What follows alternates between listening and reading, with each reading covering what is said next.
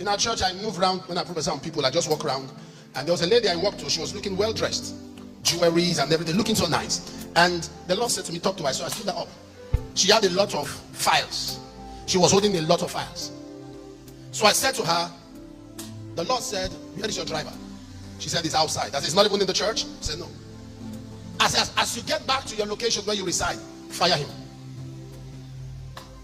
She looked at me. I moved around, came back to her. I said, "Where's your driver?" He said, "He's outside." So I told you before, now he's outside. I said, "Calm down, fire him, sack him." She sat down. You know, there are people that come to a prophet wanting to hear what they want to hear, and it's so irritating. If you know what your problem is, why did you come?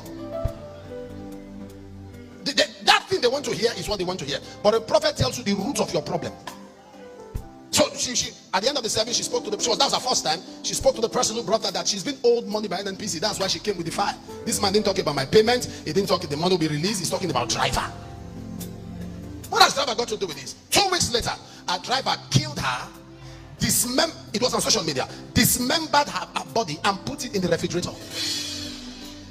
Dismembered, cut off head, hand and other parts and put it in the fridge. God was trying to say, the problem you have is closer to you than the money you have been told. There are people who say, "Trust not in a friend, don't depend on the guide." In Psalm 41 verse 9, he said, "My own familiar friend whom I trusted has lifted up his heel against me." In Zechariah 13 and verse 6, Zechariah 13 verse 6, he said, "What are these wounds on my hand? I was wounded in the house of my friend." Am I speaking to somebody here? In Psalm 55, he said, "We walk together to the house of God in company." There are people who are planted by hell to undo and cause pain. I ask for an extrication, a separation. God is about to separate you from them.